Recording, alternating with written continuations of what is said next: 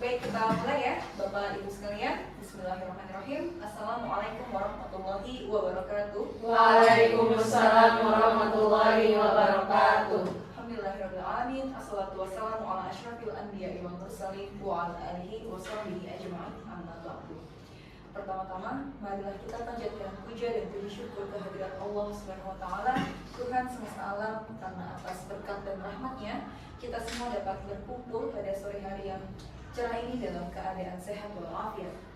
Salawat dan salam tidak juga lupa kita haturkan kepada junjungan besar kita Nabi Muhammad SAW yang selalu kita nantikan syafaatnya di yaumul akhir nanti. Sebelumnya kami ucapkan terima kasih banyak kepada Bapak Ibu guru sekalian. Izinkan saya menyapa terlebih dahulu. Selamat datang kepada yang kami hormati Kepala SMP Mutiara Bapak Ahmad Saifuddin SSI, yang kami hormati Ibu Feni Ilma Hidayati selaku peserta CGP Angkatan 10, dan juga yang kami hormati Bapak dan Ibu guru yang hari ini dapat menghadiri kegiatan diseminasi budaya positif. Adapun beberapa rangkaian acara yang akan kita laksanakan pada sore hari ini, diantaranya adalah pembukaan, kemudian sambutan Kepala SMP Mutiara, agenda inti dan diseminasi, sesi diskusi, dan yang terakhir adalah penutup. Untuk itu, marilah kita buka bersama-sama kegiatan diseminasi kita pada sore hari ini dengan membaca basmalah. Bismillahirrahmanirrahim. Kegiatan berikutnya yakni sambutan dari Kepala SMP Mutiara Bapak Ahmad Saifuddin SSI. Kepada Bapak Saif, disilakan.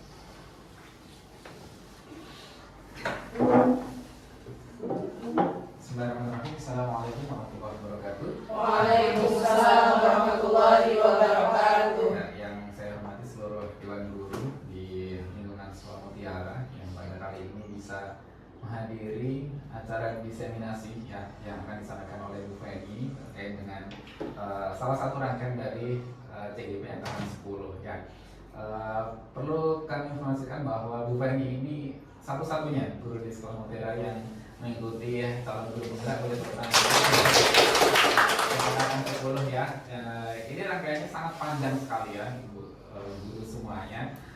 Bahkan sampai 9 bulan kalau tidak salah, kalau di total semuanya, dari tahap pemberkasan, kemudian wawancara, praktek baik ya, ikut lokakarya dan sebagainya, coaching dengan guru penggerak yang terdahulu juga dilakukan continue, dan ini belum selesai ya. Dan salah satunya adalah budaya positif ini yang akan didiseminasikan oleh Bu Feni kepada kita semuanya. Harapannya baru satu guru penggerak yang calon guru penggerak yang ada di Sekolah Mutiara ini bisa mengimbaskan hal-hal baik di sekolah, dan kita sebagai guru yang belum berkesempatan dari CGP atau guru penggerak bisa belajar dari Bu Feni ya, yang mana Bu Feni sudah belajar terlebih dahulu dengan narasumber-narasumber dari luar sekolah kita gitu ya.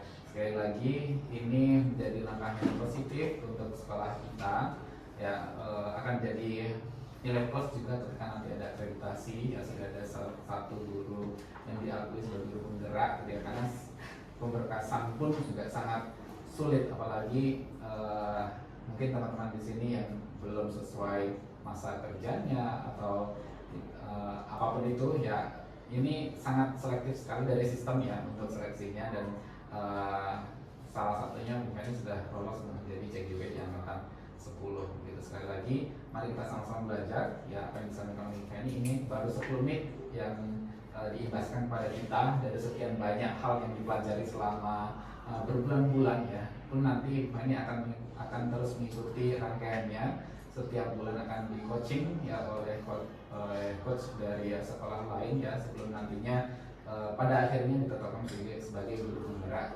dari SMP Mutiara ya. Dari Bukeni sendiri semoga bisa mengimbaskan kepada kami semuanya yang belum berkesempatan jadi bagian dari CGP ini ya, walaupun titelnya bukan guru penggerak tapi ilmunya bisa menyamai guru penggerak yang ada gitu ya.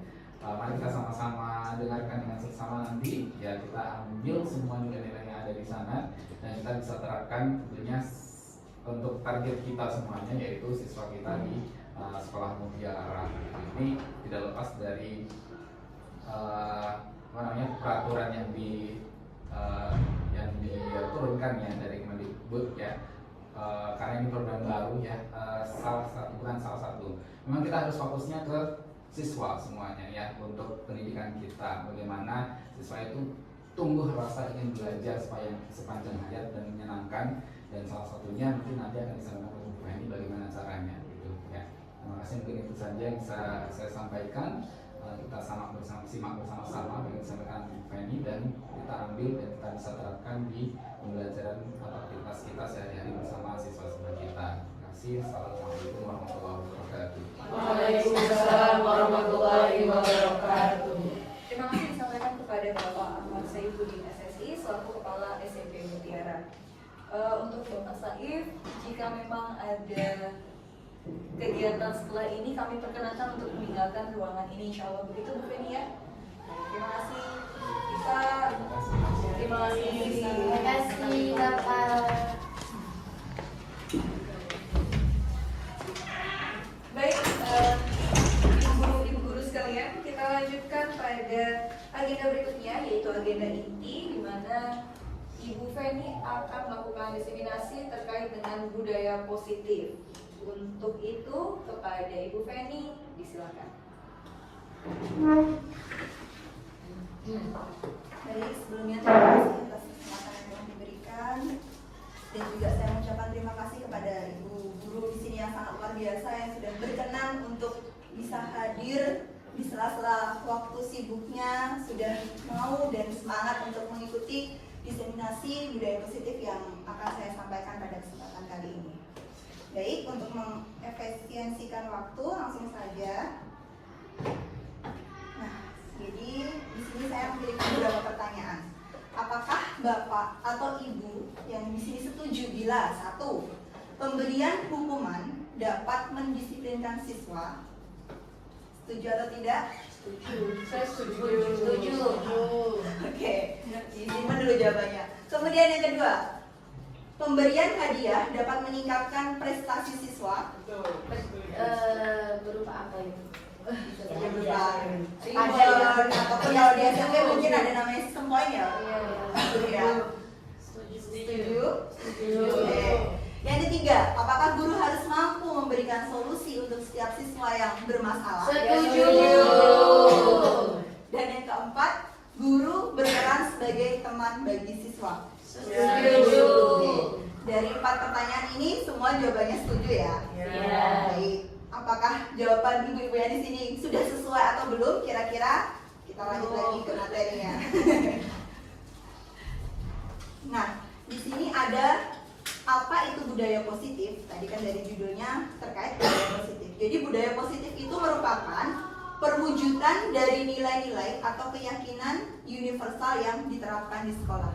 Jadi tujuan dari adanya budaya positif ini adalah menanamkan motivasi dalam diri siswa sehingga mereka bisa menjadi seperti apa yang mereka inginkan, kemudian mereka bisa menghargai diri mereka sendiri sesuai dengan nilai-nilai kebajikan yang mereka percaya. Jadi poinnya ada di situ. Kita menumbuhkan motivasi positif yang memang itu berasal dari keyakinan siswa.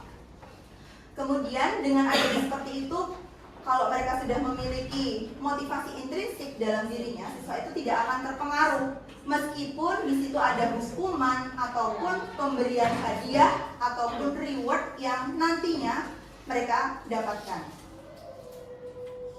Nah, di sini ada konsep-konsep inti untuk menciptakan budaya positif. Yang pertama, di situ ada disiplin positif, kemudian ada motivasi perilaku manusia, keyakinan kelas atau sekolah, kebutuhan dasar manusia, posisi kontrol seorang guru, dan juga segitiga restitusi. Nah, sekarang saya minta bantuan dan juga partisipasi dari ibu-ibu yang ada di sini. Cobalah buka ya. Anda dan teman Anda akan melakukan kegiatan namanya adalah cobalah buka, di mana ada A dan ada B. Anda adalah A, tugas Anda mengepalkan salah satu tangan Anda. Jadi, misal Bu Bella di sini mengepalkan tangannya sebagai si A, kemudian Bu Sylvie, si B yang nantinya akan berusaha membuka kepalan tangan dari Bu Bella. Silakan berpasangan. Sepertinya ini jumlahnya pas ya. Berpasangan semua kan? Ada yang tidak berpasangan. Oke, sudah. Oh, dikepalkan, bukan dibuka. Dikepalkan Bu Bella. Nah, yang satu dikepalkan, yang satu berusaha untuk membuka. Ya.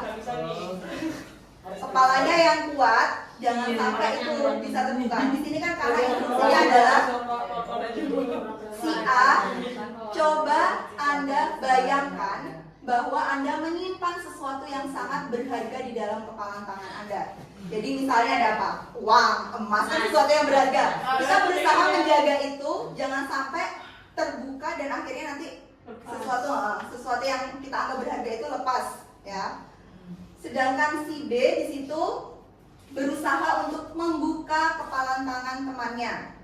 Si B di sini boleh dengan membujuk, ayolah buka, boleh kayak gitu. Boleh dengan boleh mengintimidasi, boleh memarahi atau menggoda supaya kepalan tangan si A ini sampai terbuka. Coba kita praktekkan selama kurang lebih 30 detik ya. Sudah siap semuanya? Yang menjadi A mengepalkan tangan, yang B berusaha membuka. Jangan kenceng-kenceng.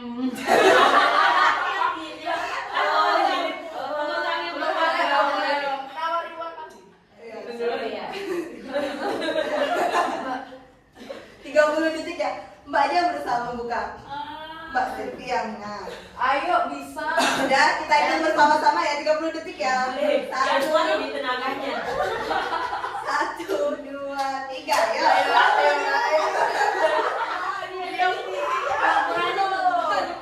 Sudah? Sudah. Oke. Siapa yang berhasil tetap mengepalkan tangannya? Ada satu, dua, semuanya. Gak ada yang terbuka berarti? Oke. Dari percobaan ataupun yang sudah kita lakukan ini, kan pasti jawabannya bervariasi. Ada mungkin yang di situ masih tetap kekeh kuat dengan kepalanya, ada yang terbuka juga ya, meskipun itu dengan disakiti ataupun dengan cara-cara lain. Bagaimana si B berusaha membuka dari kepalan tangan tersebut. Nah, dari sini ada yang bisa menyimpulkan kira-kira apa? Kesimpulannya apa dari percobaan ini? Silakan Ibu Sylvie, kesimpulannya. Ayo. Kalau prinsip yang kuat. Prinsip yang kuat. Kemudian ada lagi? Silakan. Iman. Kalau misalnya Keyakinan. keyakinannya Keyakinannya. walaupun intimidasi dengan cara apapun tetap Teguh pendirian. betul. Ada lagi? Teguh pendirian. Teguh pendirian, keyakinannya kuat, prinsipnya kuat. Masya Allah. Oke, baik. Jadi seperti yang disampaikan oleh teman-teman, ketika kita memiliki prinsip yang kuat, kemudian keyakinan, keimanan yang kuat, ya insya Allah akan tetap terkepal ya. Jadi caranya? iya. Di sini terkait kontrol ya teman-teman semua. Jadi ketika kita memiliki kontrol untuk tetap mengendalikan tangan kita tergenggam, itu insya Allah akan tetap tergenggam. Akan tetapi ketika di situ kita mengizinkan orang lain untuk mengontrol diri kita, membuka tangan kita, pasti dia akan Terbuka. Seperti itu konsepnya. Siap. Nah, dari sini terjadi pergeseran paradigma teori kontrol yang disampaikan oleh Dr. William Glasser, yaitu yang pertama, ilusi guru mengontrol murid. Kalau di sini disebut ilusi itu adalah sebuah perspektif atau persepsi bahwa yang kita pikirkan itu belum tentu sesuai dengan kenyataan. Jadi, ilusi guru mengontrol murid. Di sini guru tidak akan pernah bisa memaksa siswanya untuk melakukan sesuatu yang sesuai kehendak guru kalau di situ si murid tidak mau melakukannya. Seolah-olah di situ guru bisa mengontrol atau mengendalikan murid itu karena apa? Si murid mengizinkan dirinya untuk dikontrol oleh gurunya. Kemudian yang kedua, ilusi bahwa semua penguatan positif itu efektif dan bermanfaat. Jadi Misal ketika di situ ada murid yang disiplin, tepat waktu datang, kemudian kita sebagai guru memberikan bentuk apresiasi berupa penguatan positif, itu kan harapannya bermanfaat bagi si siswa. Akan tetapi kenyataannya di situ siswa akan ketergantungan dengan adanya penguatan positif yang akan diberikan oleh gurunya. Oh, besok kalau aku bisa datang on time, nanti pasti aku akan dipuji oleh guru, ataupun akan mendapatkan poin kalau di SMP misalnya seperti itu. Selanjutnya yang ketiga, ilusi bahwa kritik dapat membuat orang merasa bersalah dan dapat menguatkan karakter. Nah, di sini pula sebaliknya, ketika ada siswa yang melakukan kesalahan, mungkin tidak lengkap menggunakan atribut, kemudian kita memberikan kritikan kepada siswa itu akan membuat mereka merasa dirinya bersalah, membuat mereka merasa dirinya, wah aku sudah gagal menjadi murid yang tertib, menjadi murid yang baik. Itu pun juga tidak bisa berlangsung lama, karena semua itu merupakan termasuk kontrol yang berasal dari luar diri mereka. Dan yang keempat, ilusi bahwa orang dewasa memiliki hak untuk memaksa. Termasuk kita di sini merasa diri kita lebih dewasa daripada murid-murid kita. Di situ seringkali kita merasa bahwa aku memiliki hak untuk mengontrol mereka, memaksa mereka. Kalau mereka tidak mau mengerjakan seperti apa yang saya instruksikan, berarti saya berhak menyuruh mereka untuk mengikuti instruksi saya, seperti itu. Dan itu semua tidak serta-merta atau benar terjadi seperti itu. Nah, di sini selanjutnya bagaimana seseorang bisa berubah dari paradigma stimulus respon kepada pendekatan teori kontrol. Di sini ada tabel yang disajikan bahwa di stimulus respon itu realitas kebutuhan kita sama. Terkadang ada seseorang itu yang memiliki pemikiran, kebutuhan kita semua sama. Tapi di teori kontrol, realitas kebutuhan kita berbeda. Pastikan setiap individu memiliki kebutuhan yang berbeda-beda. Kemudian semua orang melihat hal yang sama, itu di stimulus respon. Akan tetapi di teori kontrol, setiap orang memiliki gambaran yang berbeda. Belum tentu apa yang saya pikirkan sesuai dengan yang ibu-ibu di sini pikirkan. Selanjutnya, kita mencoba mengubah orang agar berpandangan sama dengan kita. Di teori kontrol, kita berusaha memahami pandangan orang lain tentang dunia. Jadi di sini lebih fleksibel kalau di teori kontrol itu tidak yang saklek seperti itu. Selanjutnya, perilaku buruk dilihat sebagai suatu kesalahan. Nah, kalau ada anak yang melanggar itu kita sudah langsung ngejudge, ini adalah suatu bentuk kesalahan. Tetapi di teori kontrol, semua perilaku memiliki tujuan. Nanti kita akan pelajari lebih lanjut. Termasuk anak-anak yang melakukan kesalahan, melanggar tata tertib, itu semua memiliki tujuan. Selanjutnya, orang lain bisa mengontrol saya. Tapi di teori kontrol hanya Anda yang bisa mengontrol diri Anda. Sama seperti tadi percobaan kepalan tangan ya. Saya bisa mengontrol orang lain, di teori kontrol Anda tidak bisa mengontrol orang lain. Kemudian pemaksaan ada pada saat bujukan gagal. Di teori kontrol terjadi kolaborasi dan konsensus menciptakan pilihan-pilihan baru. Yang terakhir model berpikir menang kalah di stimulus respon, sedangkan di teori kontrol model berpikir menang-menang. Jadi win-win solution ya kalau berpikir sama-sama menang di teori kontrol. Win-win solution. Nah, selanjutnya di sini disiplin positif. Disiplin positif merupakan salah satu cara penerapan disiplin yang bertujuan untuk menumbuhkan kesadaran serta memperdayakan anak untuk melakukan sesuatu tanpa sogokan, ancaman, maupun hukuman. Jadi seperti tadi yang sudah saya sampaikan bahwa tujuan dari disiplin positif ini ingin menumbuhkan rasa motivasi dalam diri anak sehingga mereka bisa menjadi seperti apa yang mereka inginkan, bisa menghargai diri mereka sesuai dengan nilai-nilai kebajikan yang mereka percaya. Nah, tentunya nilai-nilai kebajikan universal itu mengarah pada profil pelajar Pancasila yang sudah kita terapkan ya. Jadi ada beriman bertakwa, kemudian ada kebinekaan global, bergotong royong, kreatif, bernalar kritis, dan mandiri. Semua itu bersumber dari profil pelajar Pancasila. Selanjutnya, motivasi perilaku manusia. Jadi ada 3 hal yang menjadi motivasi atau latar belakang seseorang itu melakukan perilaku atau tindakan. Yang pertama, menghindari ketidaknyamanan atau hukuman. Ada yang bisa memberi contoh ini?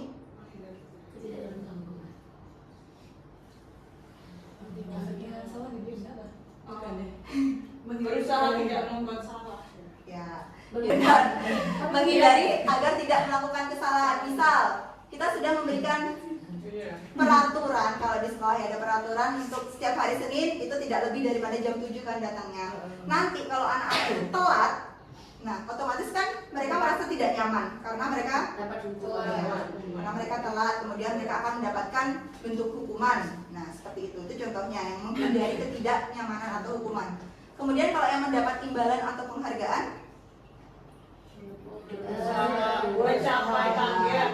mencapai target, berprestasi, mendapat reward, itu termasuk motivasi dia untuk apa ya? Untuk rajin itu demi mendapatkan imbalan atau penghargaan. kelas Ya, dapat piala ya.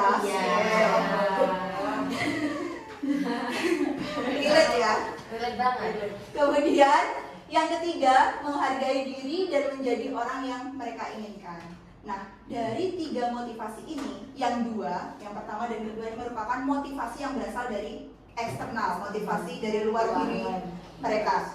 Sedangkan yang ketiga ini merupakan Dari diri. ya, motivasi internal atau yang berasal dari dalam diri mereka.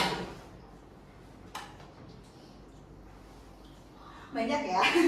Jadi di sini ada hukuman, konsekuensi dan juga restitusi. Jadi bisa kita sama-sama ya simak.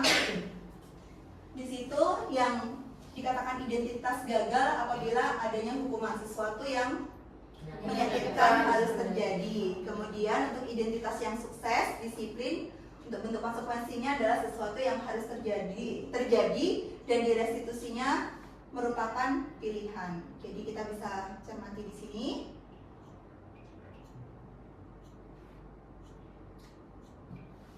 Nah, berdasarkan bagan di atas berikut adalah penjelasan tentang hukuman, konsekuensi, dan juga restitusi. Jadi antara ketiga hal tersebut adalah sesuatu yang berbeda. Yang pertama ada hukuman, yaitu tidak terencana, bersifat satu arah, bisa berupa hukuman fisik, psikis, atau kata-kata kasar. Ya, misal ketika ada murid yang terlambat datang, terus kemudian kan kita kan tidak mungkin berencana nih. Misal hari ini si Budi telat datang. Oke. Biar gampang sih contohnya. Kemudian karena tidak terencana, ya sudah, saya minta si Budi ini untuk berlari mengelilingi lapangan sebanyak 10 kali. Ya, jadi itu tidak berencana kan, bersifat satu arah, hanya bersumber dari guru. Kemudian bisa berupa hukuman fisik, kan itu berupa hukuman fisik kan, lari mengelilingi lapangan. Kemudian yang kedua ada konsekuensi, bersifat terencana, sudah disepakati, bentuk-bentuk konsekuensi dibuat oleh pihak guru atau sekolah, dan murid dibuat tidak nyaman. Sikap guru memonitor murid. Nah, kalau yang konsekuensi ini berbeda dengan yang hukuman. Kalau konsekuensi ini bersifat disepakati, berarti ada kesepakatan antara guru dan murid. Di situ kalau misal si murid tidak melaksanakan kewajibannya, maka dia harus siap menerima konsekuensi yang sudah disepakati. Dan yang ketiga yaitu restitusi, adalah proses menciptakan kondisi bagi murid untuk memperbaiki kesalahan mereka sehingga mereka bisa kembali pada kelompok mereka dengan karakter yang lebih kuat. Kalau restitusi ini lebih bersahabat ya. Jadi kita membimbing anak-anak untuk mengidentifikasi kesalahan mereka apa, kemudian membimbing mereka untuk menemukan kira-kira solusi dari permasalahan yang sudah kamu lakukan ini apa. Jadi bukan hanya sepihak dari gurunya, akan tetapi itu memang kesepakatan ataupun ide dari sang murid yang melakukan kesalahan. Berarti tidak terencana juga dong. Kalau yang restitusi ini, iya. Tapi karakter yang lebih kuat. Gimana, Bu? Tapi karakter yang dibentuk akan Lebih kuat, iya. Kalau yang di restitusi seperti itu, bukan seperti hukuman. Kalau restitusi kan karena kita membimbing anak, intinya menyelesaikan masalah itu dengan baik-baik. Di situ kan akan lebih nyaman dibandingkan dengan menerapkan hukuman yang di situ hanya satu arah saja dari gurunya. Kita ice breaking dulu atau lanjut? Boleh. Speaking. Penguin. Ayo Ibu Napi. Panjang. Pendek. Apakah Itu. Loh? Yuk, boleh berdiri ibu semua.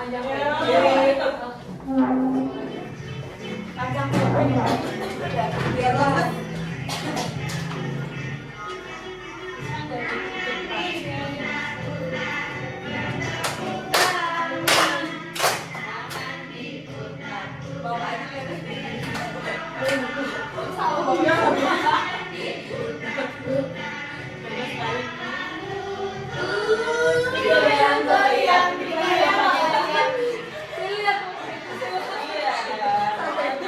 Kita latihannya 1 tahun.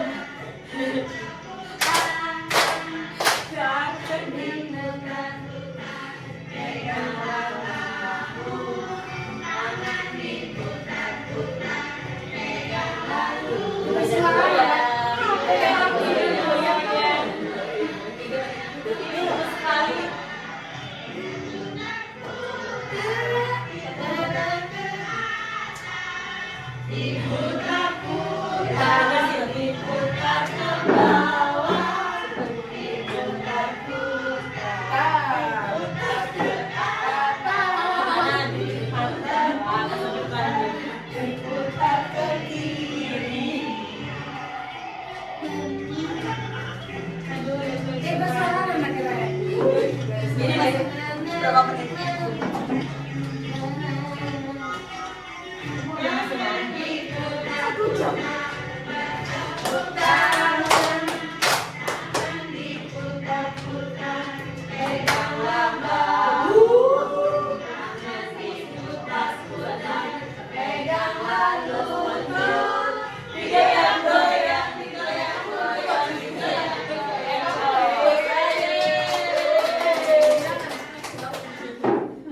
Baik, silakan duduk semuanya. Insya Allah sudah lebih rileks ya. Kalau berikutnya Bu Siwi.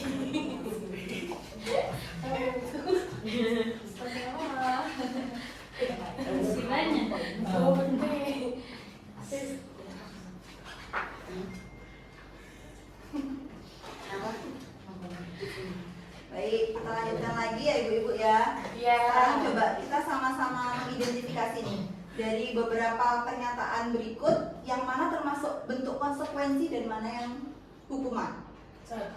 Yang contoh nomor 1, mencatat 100 kali di dalam buku kalimat saya tidak akan terlambat lagi karena datang terlambat ke sekolah. Kira-kira termasuk Hukuman. Konsekuensi. Mencatat 100 kali dalam hukuman ya. Yang kedua hukuman. Oke. Yang kedua, Tari mengelilingi lapangan basket 2 kali karena terlambat hadir ke sekolah. Hukuman. Hukuman. Yang ketiga, membersihkan coretan yang dibuatnya di meja tulis. Konsekuensi. Oh iya, benar. Konsekuensi. Yang keempat, murid diminta Hukuman. untuk 15 kali. Jadi fisik semua ini ya. Oke. Kemudian selanjutnya berdiri di depan kelas sambil mengangkat kaki 1. Hukuman. Membersihkan WC karena merusak Hukuman. di lapangan ya. Jadi insya Allah sudah bisa membedakan mana yang konsekuensi dan mana yang masuk hukuman. Nah, selanjutnya dihukum oleh penghargaan. Jadi kita menganggap bahwa ketika kita memberikan reward kepada anak, memberikan penguatan positif, itu termasuk hal yang baik ya. Tapi di sini dijelaskan bahwa itu termasuk sebuah hukuman. Nah, di sini penjelasannya bahwa pengaruh jangka pendek dan jangka panjang. Kalau yang jangka pendeknya di sini, misal ketika ada anak yang berprestasi, ataupun tadi yang sudah disebutkan kalau ada lomba kebersihan di sekolah kita, kemudian ada piala bergilir, itu termasuk hukuman dalam jangka pendek. Jadi anak-anak di situ melakukan hal tersebut karena Ya, mengharapkan piala tersebut. Jadi bukan benar-benar berasal dari dalam diri Akhirnya mereka. totalnya Selanjutnya penghargaan tidak efektif, sama ya. Jadi termasuk dengan memberikan reward itu kalau menurut di sini tuh dirasa kurang efektif. Misal kalau di kelas bawah itu pemberian bintang, bener gak? Kalau anak-anak tidak ribut, kemudian mau jadi pemimpin atau aktif di kelas itu kan diberikan bintang. Iya, bulan juga ya. Jadi itu termasuk tidak efektif bila diterapkan. Penghargaan merusak hubungan. Nah, hubungan akan rusak dengan adanya penghargaan. Mana itu? Bukan gimana bedanya ini kan kisah Oh, ya. ya 2 sampai. Misal kita memberikan pujian kepada anak yang situ aktif, kemudian berprestasi, dan di sisi lain banding-bandingkan. ya, dibanding-bandingkan, pasti ada anak yang situ merasa apa? Merasa Iri. Misalnya pilih kasih. Ya benar, misalnya pilih kasih, kenapa kok dia terus yang dipuji, dia terus yang diberi penguatan positif. Karena namanya dia terus kelas itu terus dapat reward gitu kan. Jadi merusak hubungan ya. Iya. Benar. Seperti ini contohnya tadi. Selanjutnya penghargaan mengurangi ketepatan. Nah, kalau ini berdasarkan penelitian ketika ada di suatu kelas itu anak-anak yang diberikan apa ya, seperti tugas di mana dia harus menebak wajah antara satu orang dengan orang yang lainnya, dan anak-anak yang di situ memang pertamanya sudah tepat bisa menebak wajah-wajah tersebut, kemudian dia diberi penghargaan, itu akan menurun ketepatannya ketika diberikan soal-soal berikutnya. Termasuk penghargaan mengurangi kualitas juga seperti itu, penghargaan mematikan kreativitas juga seperti itu, kemudian penghargaan bersifat menghukum, dan yang terakhir motivasi dalam diri. Ini yang diharapkan, yang poin terakhir, motivasi dari dalam diri atau bersifat intrinsik, jadi tidak ada pengaruh dari eksternal. Selanjutnya, mengapa keyakinan kelas bukan peraturan kelas? Apakah sudah dibuat? Sudah. Keyakinan kelas atau peraturan kelas ya dibuat? Peraturan kelas. Oke, dengan yakin ya menjawab peraturan kelas. Yang lain? Sama. Ngikut-ngikut. Oke. Keyakinan kelas sama peraturan itu gimana bedanya? Ya, nanti kita pelajari bersama. Jadi di sini ada beberapa pertanyaan. 1. Mengapa kita memiliki peraturan tentang penggunaan helm pada saat mengendarai kendaraan? Ya bermotor? supaya aman. Itu. Benar sekali. Tidak masuk angin.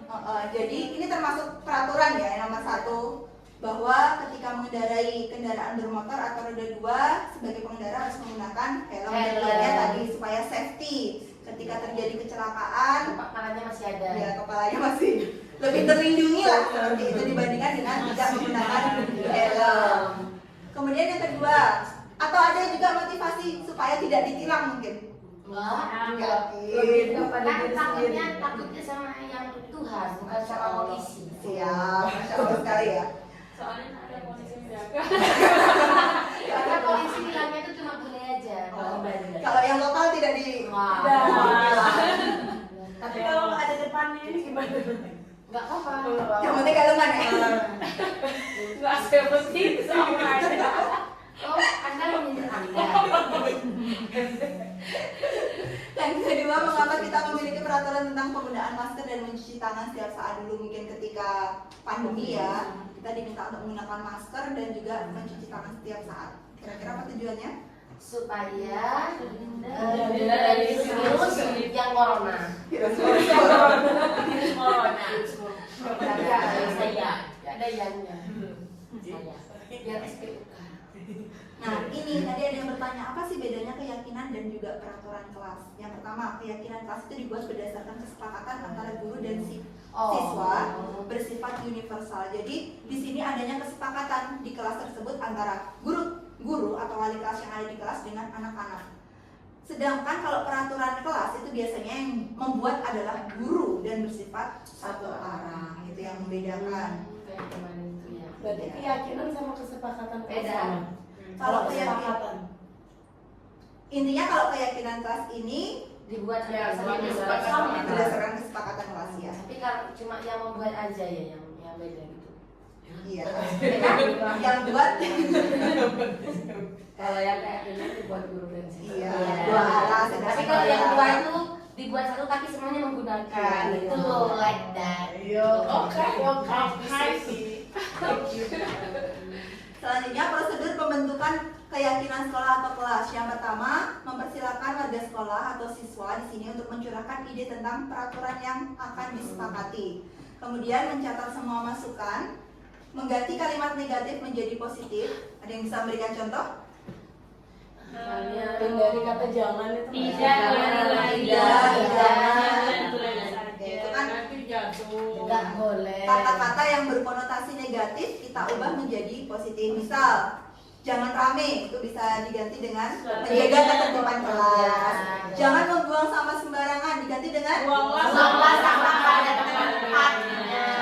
luar biasa sekali guru-guru di sini.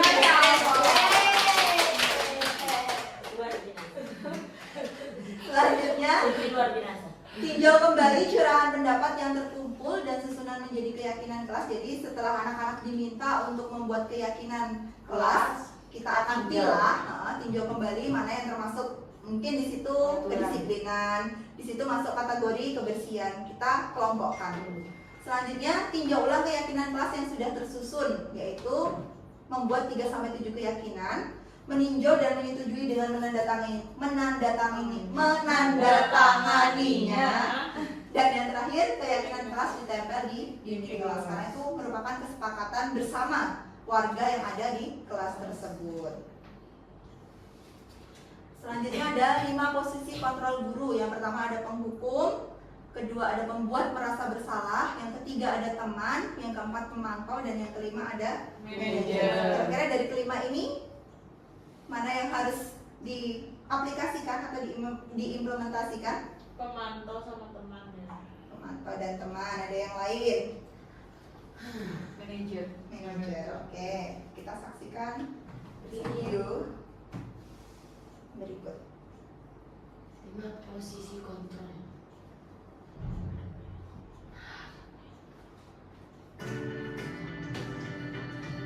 Yang pertama, posisi penghukum.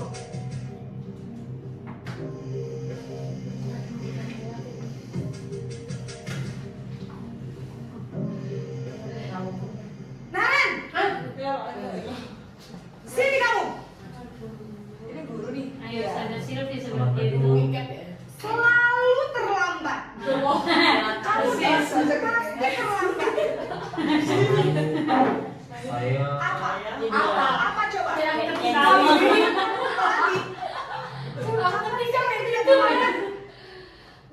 Malah sekali ya kamu jadi anak. Gak kapok-kapok sih kamu. Sudah berapa kali terlambat? Sana, kamu keliling lapangan basket 2 kali. kenapa saya harus keliling lapangan basket, Bu? Kenapa? Kamu melawan ibu. Berani-beraninya jawab. Sudah terlambat, masih berani jawab pula. Sekarang keliling lapangan basket 5 kali sekalian. Biar kamu cepat pergi sana ke lapangan basket. Semua kata-kata. Apa? Yang kedua, posisi pembuat merasa bersalah. Fahril.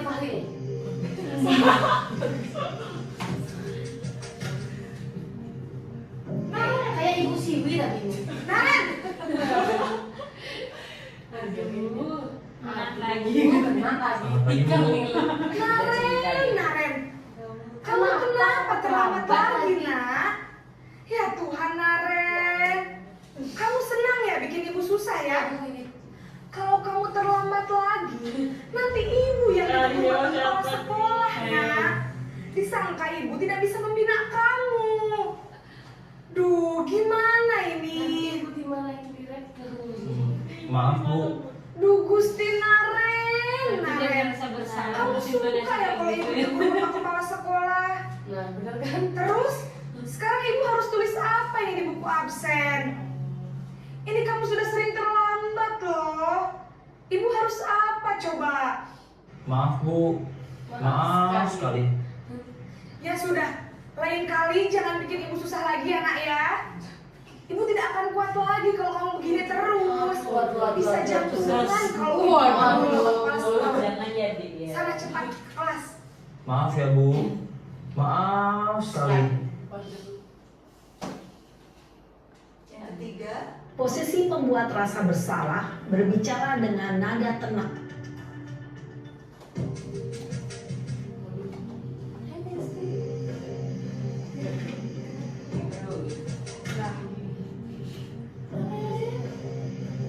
Naren, Siapa ini? Selamat pagi Bu. wah sudah jam berapa ini nak? Terlambat lagi ya sayang. Iya Bu, habis ibu saya lupa bangunkan saya Bu. Kamu malah menyalahkan ibu kamu. Kamu bukannya anak yang larinya paling kencang. Kok terlambat sih? Iya Bu, saya memang terlambat bangun tadi. Jadi biarpun saya lari kencang, tetap gak kekejar Bu. Ya sudah sana. Nanti lain kali larinya lebih kencang lagi ya. Biar gak terlambat lagi. Bikin seneng ibu demi ibu. Bisa kan? Bisa lah Bu. Ya sudah sana ke sekolah. Ibu beresin urusan absen kamu. Kamu ini ada-ada saja. Ini enggak salah absen, enggak bisa absen. yang keempat posisi pemantau atau monitor. Apa?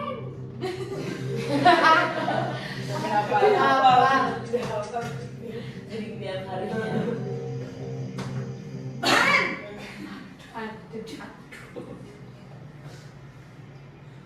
Selamat pagi Bu. Naren, apa peraturan sekolah kita tentang jam berapa kita harus masuk sekolah? Nak? Kita harus di sekolah jam 7 Bu. Iya betul. Sekarang sudah jam 7.20. Naren sudah tahu konsekuensinya jika terlambat hadir. Lari. Paham Bu. Saya harus tinggal kelas pas jam istirahat selama 20 menit. Iya benar, konsekuensinya demikian. Jadi nanti jam 9.30 pas istirahat, kamu harus tinggal di kelas, kerjakan tugas tambahan untuk ketertinggalan kamu, ya? Baik Bu. Oh, manajer.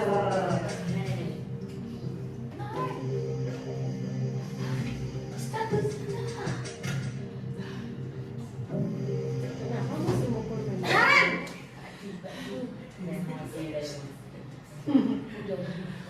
Selamat pagi Bu. Selamat pagi Naren. Maaf Bu, Siapa? saya terlambat. Iya, sekolah masuknya jam 7, sekarang sudah jam 7.20. Jadi sekarang bagaimana ini Naren? Maaf Bu, saya lupa setel alarm saya semalam. Baiklah, menurut kamu, keyakinan sekolah yang mana yang perlu kamu tingkatkan? Menghargai diri sendiri dan orang lain mungkin ya Bu. Setuju. Jadi, apakah Naren meyakini prinsip saling menghormati tersebut? Iya Bu, saya meyakininya. Apakah Naren bersedia memperbaiki masalah keterlambatan ini? Bersedia Bu. Bagaimana kamu akan memperbaiki masalah keterlambatan ini? Besok tidak terlambat lagi. Saya akan coba untuk tidak lupa menyetel alarm saya Bu. Baik, kalau Naren lupa menyetel alarm di rumah, ada orang yang kira-kira bisa bantu mengingatkan tidak? Ada Bu, kakak saya, Kak Emma. Ada lagi selain Kak Emma? Selain Kak Emma, Nadia. ada ibu saya. Baik, jadi yang mengingatkan Naren adalah Kak Emma dan ibu kamu ya? Kira-kira akan mulai setel alarm kapan nih Naren? Setelah pulang sekolah, akan segera saya lakukan. Baik, jadi Naren akan setel alarm bangun besok pagi dan akan diingatkan oleh kakak dan ibu dan Naren ya. Ada lagi yang mungkin perlu dilakukan Naren agar tidak terlambat bangun lagi. Tidak ada Bu. Baik Naren, terima kasih untuk bersama kami. Sekarang kamu kembali ke panggung belajar. Baik Bu, terima kasih. Ini tahu. Nah, Nah, harus pakai tadi dulu. Oh, mantap. Bagus tuh manajer. Manajer bagus. Manajer yang di sini. Iya. Lepas naik ya.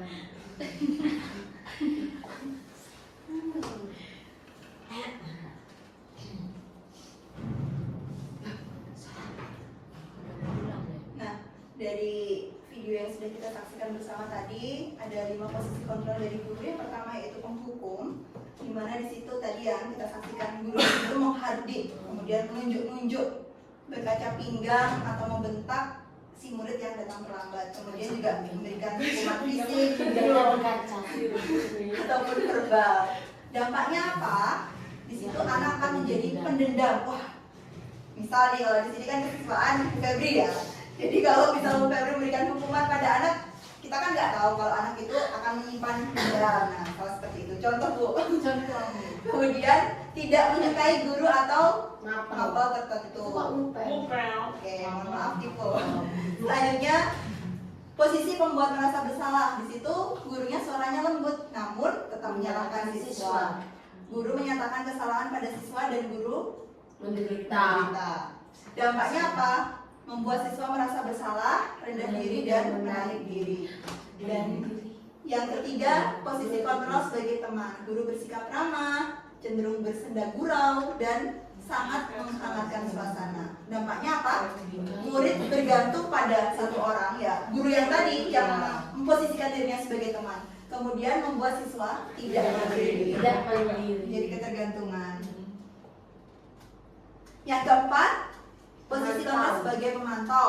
Nada bicara dan ekspresinya datar, identitas berhasil, dan pemantau tetap memantau saat siswa diberi sanksi. Dampaknya menghitung hadiah atau hukuman yang diberi tanpa melihat nilai kebajikan dan tidak sepenuhnya mandiri. Dan yang kelima yaitu posisi manajer, suaranya netral, tercipta identitas positif atau berhasil, mengajukan pertanyaan bermakna, selanjutnya membantu siswa memecahkan masalah, dan dampaknya murid menjadi lebih mandiri dan percaya diri untuk memecahkan masalah sendiri. Jadi kira-kira dari kelima posisi kontrol ini mana yang sudah diterapkan? Teman ya kayak gitu. Ya, sejauh ini teman. Manajer. Langsung berikan solusi. Sama-sama nggak punya teman ya. Lebih ke Apalagi manajer. kejauhan. Penghukum, Pemantau. pemantau. Ke manajer gitu nggak bisa. Buat merasa bersalah, kebanyakan masih di posisi tersebut Iya, ya. belum manajer ya. Sama-sama belajar ya ibu-ibu ya. Iya. Masih Apa belajar manajer? ibu. Selanjutnya ada Bertahan hidup.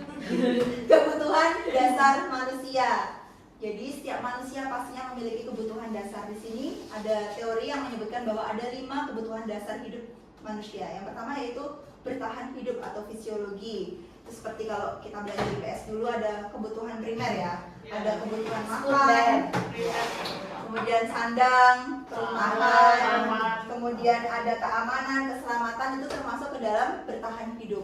Yang kedua ada kasih sayang dan rasa diterima. Di situ maksudnya adalah setiap manusia pastinya ingin dipedulikan, benar? Kemudian dianggap, bisa diajak bekerja sama dan menjadi bagian dari kelompok. Misal kita berada di Mutiara ya pastinya kita ingin diterima di Lingkungan yang Mutiara baik. dengan baik. Iya.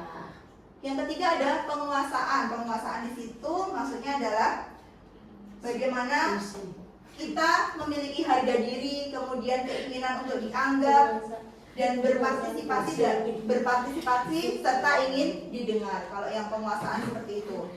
Yang keempat ada kebutuhan kebebasan, yaitu kebebasan untuk mengaktualisasikan diri, mandiri, kemudian mencoba hal baru dan mampu mengendalikan arah dirinya.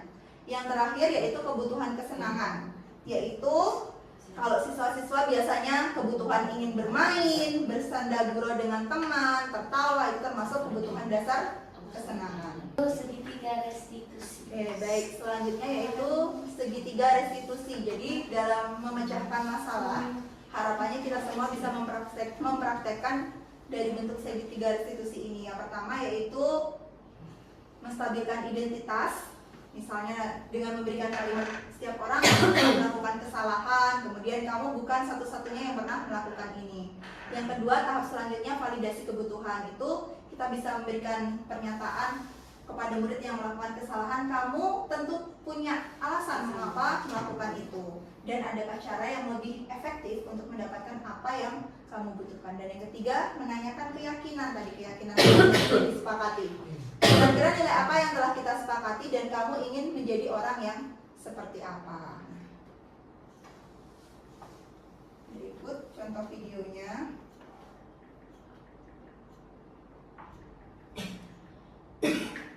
Wah, aku mengenalnya.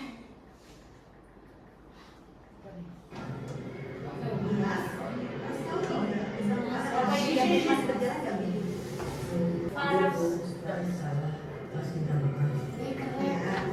Jadi ini adalah proses ketika menstabilkan tindakan. Nah, saya sempurna. Begitupun dengan ibu. Ibu juga pernah melakukan kesalahan. Namun, pekerjaan siapa salah ini bisa menjadi permasalahan ini. Paras pasti punya alasan kenapa datang pulang ke sekolahan.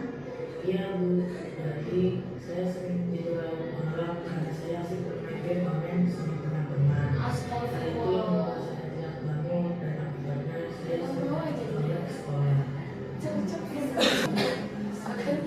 Tapi juga tidak sempat ke sekolah.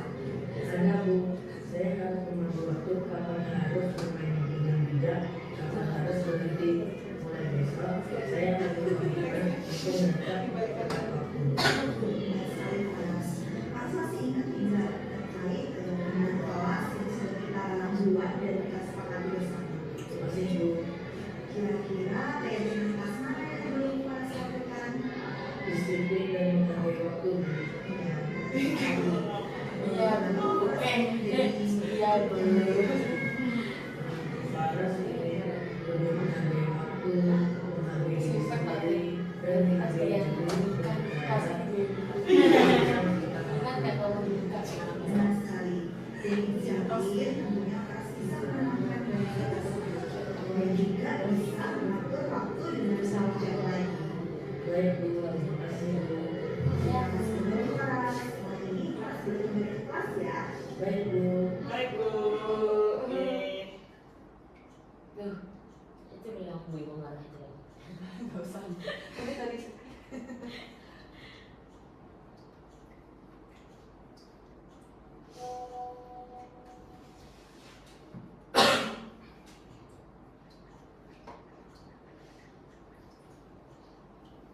Jadi dari tayangan video tadi, saya mencoba untuk mempraktekkan bagaimana menerapkan segitiga restitusi ketika menghadapi siswa yang bermasalah seperti itu. Jadi kasusnya tadi adalah si Paras datang terlambat ke sekolah. Kemudian di situ saya menerapkan segitiga restitusi dengan berdiskusi dengan Paras penyebabnya apa. Kemudian di situ saya menerapkan bahwa yang di poin pertama tadi kan menstabilkan identitas.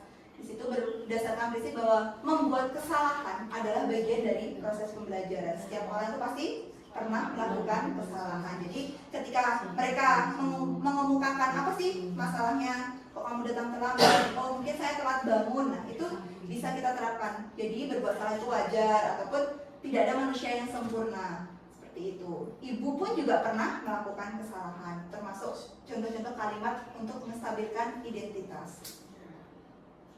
Selanjutnya validasi tindakan yang salah. Jadi kita memvalidasi kalau anak itu datang terlambat itu adalah perbuatan yang salah. Berdasarkan prinsip setiap perilaku berusaha untuk memenuhi kebutuhan tertentu. Jadi kamu pasti punya alasan buat seperti itu. Jadi si Paras ini datang terlambat pasti ada alasannya kan? Dia telat bangun karena main game online sampai larut malam seperti itu.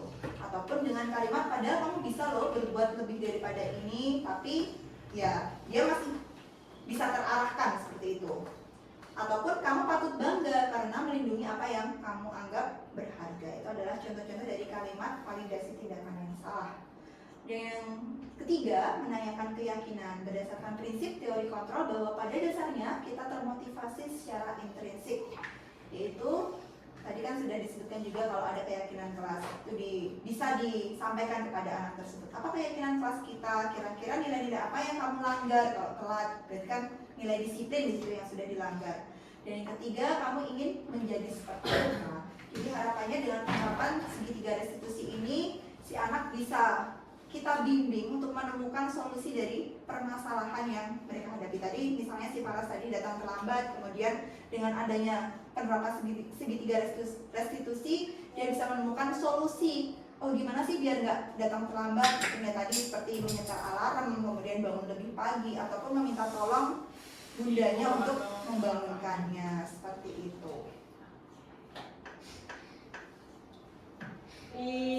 Baik, demikian pemaparan terkait diskriminasi budaya positif yang bisa saya sampaikan.